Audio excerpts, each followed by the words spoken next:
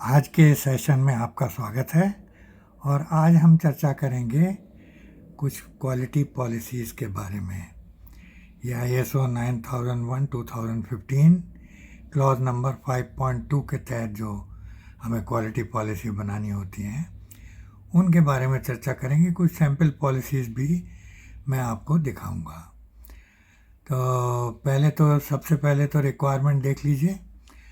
Requirement जैसे कि ISO 9001:2015 में दी हुई है, क्लॉज नंबर 5.2 पॉलिसी। 5.2.1 में रिक्वायरमेंट का जिक्र है, establishing the quality policy. Top management shall establish, implement and maintain a quality policy that ABCD 4 point हैं इसमें। A is appropriate to the purpose and context of the organization and supports its strategic direction. B provides a framework for setting quality objectives. C includes a commitment to satisfy applicable requirements. And D includes a commitment to continual improvement of the quality management system. तो ये हमारी 4 requirement हैं जिनको ध्यान में रख के हमको क्वालिटी पॉलिसी बनानी है। अब मैं अपनी तरफ से कुछ विचार करके कुछ गाइडेंस तैयार की है आपके लिए कि जब आप क्वालिटी पॉलिसी बनाएं तो इन चीज़ों का ध्यान रखें कि ये जो चीज़ें हैं, suggested structure of quality policy. तो इसमें मैंने 2 चीज़ें सजेस्ट की हैं कि आप क्वालिटी पॉलिसी अपनी 2 पैरा में बनाइए। पहली पैरा में, फर्स्ट पैरा में contain mission of the organisation, कि क्या आपका मिशन है, क्या उद्देश्य है, क्या पर्पस है ऑर्गेनाइजेशन का, और क्या कमिटमेंट है A, C और D के बारे में। जो ऊपर रिक्वायरमेंट हमने देखी थी A, C और D, ये A, C और D इनके बारे में हमारे क्या कमिटमेंट्स हैं उसके बारे में हम फर्स्ट पैरा में बात करेंगे। फर्स्ट पैरा में contain mission of the organisation and its commitment to A, C and D of the requirement. और दूसरे पैरा में, सेकेंड पैरा में, serve as framework for setting quality objectives. तो क्वालिटी ऑब्जेक्टिव्स बनाने के लिए एक हम किन किन चीज़ों के ऊपर ध्यान रखेंगे वो चीज़ हम सेकंड पैरा में डाल देंगे। तो अब मैं कुछ सैम्पल क्वालिटी पॉलिसीज़ आपके साथ में शेयर करूँगा। सैम्पल क्वालिटी पॉलिसीज़, तो इसमें सबसे पहले मैंने एक रिसर्च ऑर्गेनाइजेशन के ऊपर एक क्वालिटी पॉलिसी आपसे शेयर कर रहा हूँ। ये सब कोई ख़ास एक पर्टिकुलर ऑर्गेनाइजेशन के लिए नहीं है, इसको अपने किसी भी ऑर्गेनाइजेशन के लिए आप स्पेसिफिकली बना के ले सकते हैं। तो ABC रिसर्च ऑर्गेनाइजेशन, ये ऑर्गेनाइजेशन का नाम मैंने डाल दिया है, एक जेनरिक नेम है, जेनरिक सा नाम है। और ABC रिसर्च ऑर्गेनाइजेशन की जगह आपका जो रिसर्च संस्थान है उसका नाम यहाँ पर आएगा, ABC रिसर्च ऑर्गेनाइजेशन की जगह। और नीचे जैसा मैंने लिखा है quality policy, our mission is to serve the humanity by innovative research in the field of agriculture. तो जाहिर है कि ये रिसर्च ऑर्गेनाइजेशन जो मैंने चुना है ये एग्रीकल्चर की फील्ड में काम करते हैं। We are committed to comply with applicable requirements and continual improvement of the system. तो ये सारे कमिटमेंट देखिए इसमें आ गए। एक तो हमारा मिशन क्या है वो आ गया इसमें, और हमारा कमिटमेंट आ गया कि we want to comply with the applicable requirements and continual improvement of the quality system. We are committed, अब ये सेकेंड पैरा आ जाता है, we are committed to comply with the following objectives. तो यहाँ 4 ऑब्जेक्टिव हैं, उनका हमने जिक्र किया है। पहला objective, regular training of our staff. तो ट्रेनिंग को एज एन ऑब्जेक्टिव हम लेकर के चल सकते हैं, कितनी ट्रेनिंग हमने किस पीरियड में दी, अगले उसी पीरियड में, उतने ही पीरियड में हम कितनी और ट्रेनिंग देंगे। तो हर साल हमारा ट्रेनिंग में इम्प्रूवमेंट होना चाहिए। दैट इज़ द पर्पस, यही उद्देश्य होता है क्वालिटी ऑब्जेक्टिव बनाने का, कि हम लगातार सुधार करेंगे अपने हर चीज़ में। तो ट्रेनिंग है अगर, तो जैसे पिछले 6 महीने में हमने कुछ ट्रेनिंग दी, तो अगले 6 महीने में जो हम प्लान करेंगे वो उससे अधिक ट्रेनिंग प्लान करेंगे या ज़्यादा लोगों के लिए प्लान करेंगे। दूसरे नंबर पे हमारा ऑब्जेक्टिव आता है regular publication of research papers with high impact factor.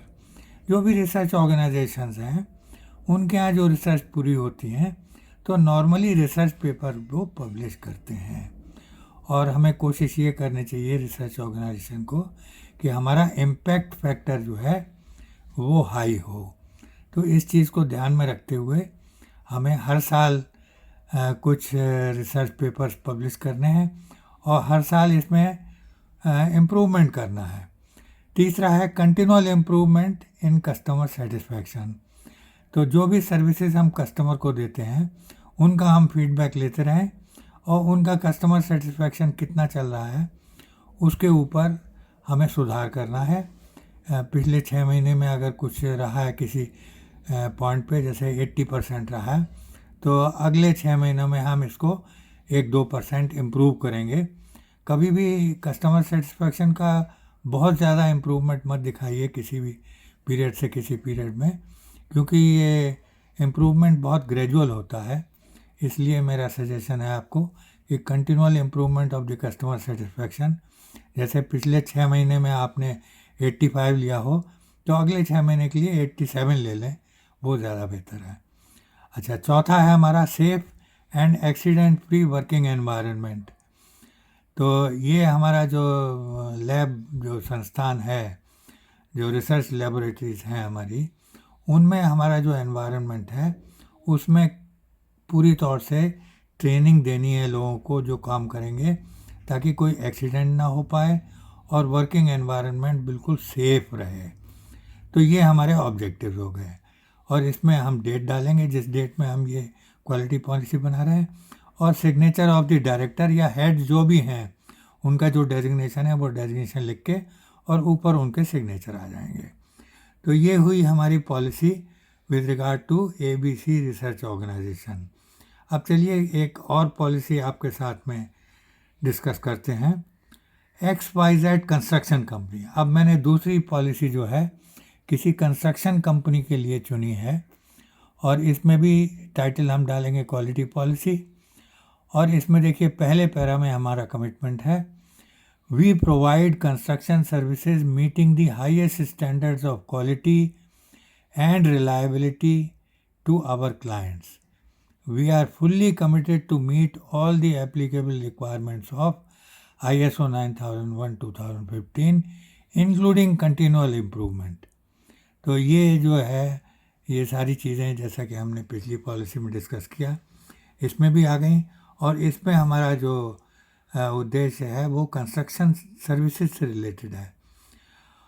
और आगे देखिए आवर ऑब्जेक्टिव्स आर, इसमें भी हमने 4 ऑब्जेक्टिव लिए हैं। On time completion of the projects, क्योंकि नॉर्मली देखा गया है कि कंस्ट्रक्शन इंडस्ट्री में जो प्रोजेक्ट्स हम बनाते हैं उसमें ज़्यादातर डिले होती है। तो ये एक बहुत बड़ा फैक्टर है जो कि हमें क्वालिटी के एंगल से पूरा करना है कि ऑन टाइम कंप्लीशन होना चाहिए हमारे प्रोजेक्ट का। और दूसरी regular training of our staff, training एक बहुत इम्पॉर्टेंट मुद्दा है, इसमें भी डाल दिया है हमने। एनहांस कस्टमर सेटिस्फैक्शन, ये भी इम्पॉर्टेंट है, इसलिए इसको भी यहाँ डाल दिया है। एंड फुल रेगुलेटरी कंप्लायंस, तो रेगुलेटरी कंप्लायंस के ऊपर एक ऑब्जेक्टिव यहाँ हमने लिया है, और इसमें भी डेट देखिए यहाँ पे आ जाएगी।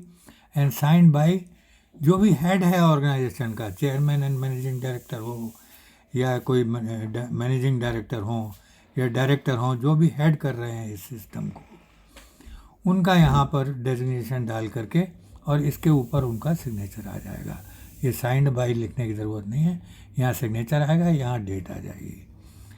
अच्छा, अब हम तीसरी पॉलिसी के ऊपर चलते हैं, और ये पॉलिसी हमने ली है एक स्वीट शॉप के लिए। आजकल स्वीट शॉप्स भी ले रही हैं ISO सर्टिफिकेशन। तो ये देखिए हमने स्वीट शॉप के लिए लिखी है क्वालिटी पॉलिसी। अब इसमें पहला पैरा हमारा कमिटमेंट है, we assure best quality fresh sweets to our clients. We are committed to comply with all the requirements of the applicable standards. अब इसमें ध्यान रखिएगा कि ISO 9001 की तो रिक्वायरमेंट है ही हैं, इसके अलावा फूड रिलेटेड कुछ स्टैंडर्ड्स हैं, उनकी भी रिक्वायरमेंट कंपलसरी होती हैं। और इसलिए हमने इसमें ये डाला है कि we are committed to comply with all the requirements of applicable standards. तो ISO 9001 तो एप्लीकेबल है, और फूड रिलेटेड जो स्टैंडर्ड हैं उनको भी हमें कंप्लाई करना है। और दूसरे पैरा में यहाँ पे हमने we have set the following objectives for regular compliance. High customer satisfaction, क्योंकि मिठाई के लिए तो कस्टमर सेटिस्फैक्शन सबसे ज़्यादा इम्पॉर्टेंट है। मिनिमम वेटिंग टाइम, आप जाते हैं तो कई बार क्यू में लगना पड़ता है मिठाई लेने के लिए, तो मिनिमम वेटिंग टाइम हो, इस तरीके का उनके यहाँ प्रावधान होना चाहिए। और मिनिमम वेस्टेजेस, मतलब रोज़ जो मिठाई बने उसी दिन ख़त्म हो जानी चाहिए, और जो बचे वो ऐसे प्लान करके चलना है कि कम से कम बचे, मिनिमम वेस्टेज हो। और इसमें भी देखिए डेट आ जाएगी, और साइन बाय प्रोप्राइटर, जो भी इसके मालिक हैं उनके सिग्नेचर आ जाएंगे। साइन बाय नहीं टाइप करा जाएगा, और ये प्रोप्राइटर लिख करके इसके ऊपर दस्तखत आ जाएंगे प्रोप्राइटर के, और डेट आ जाएगी जिस डेट में ये बनी हुई है। तो ये 3 सैंपल के लिए मैंने पॉलिसी आपके साथ में शेयर की है, और मुझे उम्मीद है कि आप अपने संस्थान के लिए, जो भी संस्थान है उसके लिए इसी पैटर्न पर अपनी क्वालिटी पॉलिसी बना सकते हैं।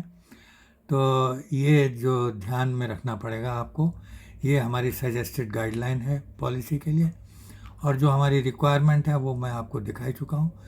तो ये रिक्वायरमेंट को ध्यान में रखते हुए इन सब को हमें पूरा करना है। तो इस तरीके से अगर क्वालिटी पॉलिसी बनाएंगे तो वो आपके स्टैंडर्ड के रिक्वायरमेंट के हिसाब से होगी, ISO 9001 2015 को कंप्लाई करती हुई होगी, और वो पॉलिसी आप सबको सब जगह डिस्प्ले कर सकते हैं, जो भी इम्पोर्टेंट जगह हैं आपकी। और चाहें तो अपने सारे एम्प्लॉयज़ को भी छोटे छोटे कार्ड्स में छपवा करके और दे सकते हैं, ताकि उनकी जेब में हमेशा उनके पास पॉलिसी रहे, और वो हमेशा उसको देख करके, क्योंकि जब ऑडिट होता है तो ऑडिटर्स पूछते हैं, किसी से भी पूछ सकते हैं कि भाई आप अपने क्वालिटी पॉलिसी के बारे में बताइए हमें। तो ये जो क्वालिटी पॉलिसी जो भी आप निर्धारित करेंगे अपने संस्थान के लिए, वो क्वालिटी पॉलिसी जो है वो हर एम्प्लॉय को समझ में आना चाहिए कि मेरे संस्थान की क्वालिटी पॉलिसी क्या है। तो इस तरीके से ये 3 क्वालिटी पॉलिसियाँ हमने आपके साथ शेयर की हैं, और मुझे उम्मीद है कि इस बेसिस के ऊपर क्वालिटी पॉलिसी आपको बहुत सारी मिल जाएंगी। अगर आप क्वालिटी पॉलिसी करके गूगल करिएगा तो ढेर सारी क्वालिटी पॉलिसी मिलेंगी, और जिसमें कुछ तो ऐसी मिलेंगी जो कि शायद मेरी ही बनाई हुई होंगी, और जैसे बहुत सारे सरकारी संस्थानों में मैंने कंसल्टेंसी दी है, क्योंकि मैं प्रिंसिपल कंसल्टेंट होता था विद कंसल्टेंसी डेवलपमेंट सेंटर, जो कि ministry of science and technology के अंडर में आती है। तो हमने बहुत सारे रिसर्च संस्थान में अपनी कंसल्टेंसी दी हुई है, और वहाँ हमने जो पॉलिसी बनाई है कुछ लोगों ने गूगल के ऊपर शेयर भी की हैं, तो वो आपको मिल जाएगा। तो वो भी ध्यान में रख सकते हैं, उनको भी देख सकते हैं आप। और मुझे उम्मीद है कि आपकी ये रिक्वायरमेंट क्वालिटी पॉलिसी बनाने की ये पूरी होती है इस वीडियो के साथ में। और फिर मिलते हैं अगले संडे, फिर मिलेंगे, अगले पैरा के ऊपर हमारी बातचीत होगी। So thank you very much, और वी शैल बी। और एक चीज़ का ध्यान रखिएगा कि अगर मेरे वीडियोस आपको पसंद आ रहे हैं तो आपस में शेयर भी कर दीजिए, और मुझे लाइक भी दे दीजिए, और मेरे चैनल को सब्सक्राइब ज़रूर कर दीजिए, बेल आइकन को दबा दीजिए। नॉर्मली संडेज़ को मैं पॉलिसीज़ लोड करता हूँ, ये जो भी वीडियो बनाता हूँ ये लोड करता हूँ। आपको बिना देरी के वीडियो मिले, इसलिए बेल आइकन को दबाना मत भूलिए, और सब्सक्राइब करेंगे, बेल आइकन को भी दबाएंगे तो तुरंत ये पॉलिसी की खबर आपके पास पहुंचेगी, वीडियो की खबर पहुंचेगी आपके पास कि वीडियो लोड हो चुका है, और आप तुरंत देख सकेंगे। तो बहुत बहुत धन्यवाद, और मिलते हैं अगले रविवार को। Thank you very much. Bye bye.